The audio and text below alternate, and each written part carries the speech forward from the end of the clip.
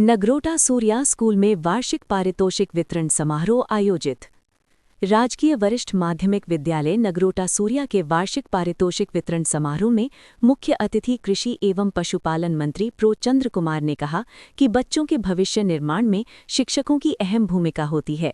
उन्होंने गुणवत्तापूर्ण एवं रोजगारोन्मुखी शिक्षा को प्रदेश सरकार की प्राथमिकता बताते हुए शिक्षकों से लगन, ईमानदारी और निष्ठा से बच्चों में अनुशासन व आत्मविश्वास विकसित करने का आह्वान किया। मंत्री ने सरकारी स्कूलों में अंग्रेजी माध्यम, उत्कृष्ट शिक्षण संस्थान, Rajiv Gandhi day boarding school और सीबीएसई पाठ्यक्रम शुरू करने की जानकारी दी। साथ ही नगरोटा सूर्या क्षेत्र में चल रहे विभिन्न विकास कार्यों का विवरण साझा किया। कार्यक्रम में विद्यार्थियों ने सांस्कृतिक प्रस्तुतियां दी और मेधावी छात्रों को पुरस्कार वितरित किए गए। नूरपुर से रघुनाथ शर्मा की रिपोर्ट। कार्यक्रम और कुछ बच्चों के एक साल की शानदार उपलब्धियों का जिक्र किया और इस वार्षिक स्कूल के पारितोषिक वितरण समारोह में आप बहुत से हमारे अभिभावक आए हैं, बच्चों के पेरेंट्स, उनको भी अपने बच्चों की परफॉर्मेंस के बारे में जो है वो जहाँ बड़े प्यार से उसको देख रहे हैं। मैं बड़े लंबे समय तक शिक्षा के साथ जुड़ा, एक अध्यापक के रूप में। जो बच्चा हमारे स्कूल में आता है वो भिन्न भिन्न गांवों से आता है, परिवारों से आता है। सभी परिवार एक जैसे नहीं होते और जिस परिवेश से वो बच्चे स्कूलों में आते हैं, खास करके हमारे डिग्री कॉलेजेस हैं, हमारे गवर्नमेंट स्कूल्स हैं, उन बच्चों को उनकी दिशा और दशा सुधारने के लिए अध्यापक का बहुत बड़ा रोल है। और आज तो 3-3 किलोमीटर के ऊपर सीनियर सेकेंडरी स्कूल है और हमारे वक्त में अध्यापक बड़े कम होते थे, स्कूल बड़े कम होते थे। हमें पढ़ने के लिए, मेरा घर तो स्कूल के नज़दीक था, लेकिन मेरे मित्र थे श्री सुजान सिंह पठानिया, उनको रोज 8 किलोमीटर पैदल चल करके सीनियर सेकेंडरी स्कूल ज्वाली में आना पड़ता था और वापस घर जाना पड़ता था। 8 किलोमीटर 16 किलोमीटर आना जाना होता था, तब भी लोग शिक्षा लेते थे। और इन्हीं स्कूलों से पढ़ करके अच्छे जो है वो एडमिनिस्ट्रेशन में अच्छे अफसर बने, मिलिट्री में जो है वो कोई कर्नल बना, कोई ब्रिगेडियर बना। इन्हीं स्कूलों से पढ़ करके हम लोग जहाँ तक पहुँचे।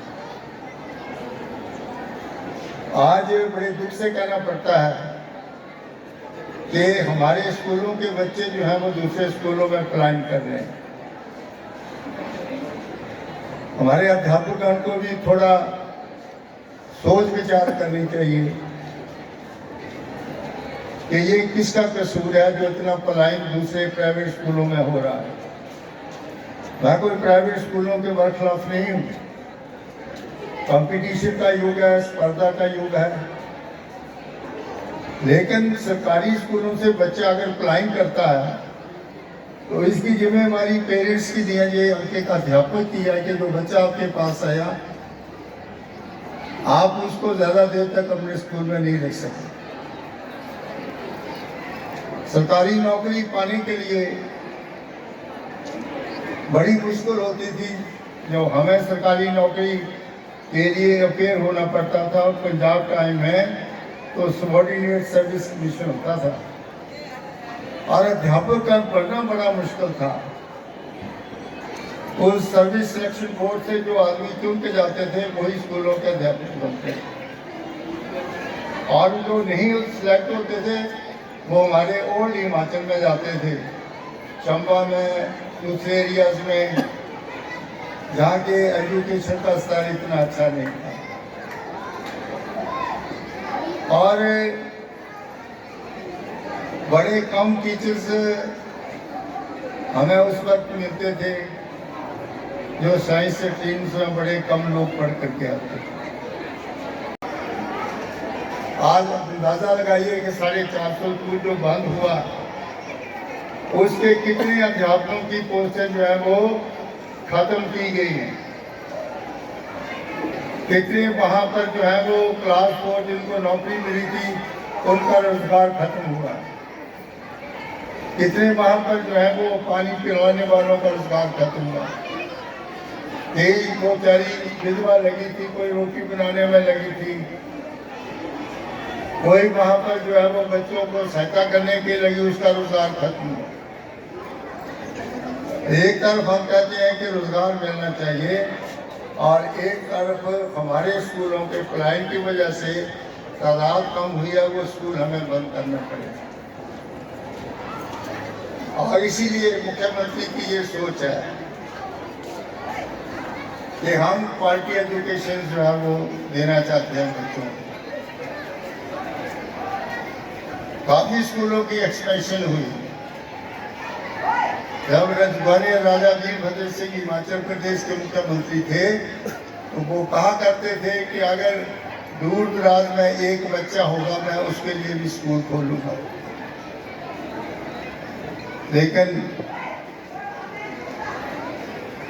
जब हमारे सरकारी स्कूलों में पढ़ाई शुरू हो गया, तो माँ बाप का जो है विश्वास जो है वो हमारे अध्यापकों के ऊपर जो है वो धीरे धीरे उठना शुरू हो गया।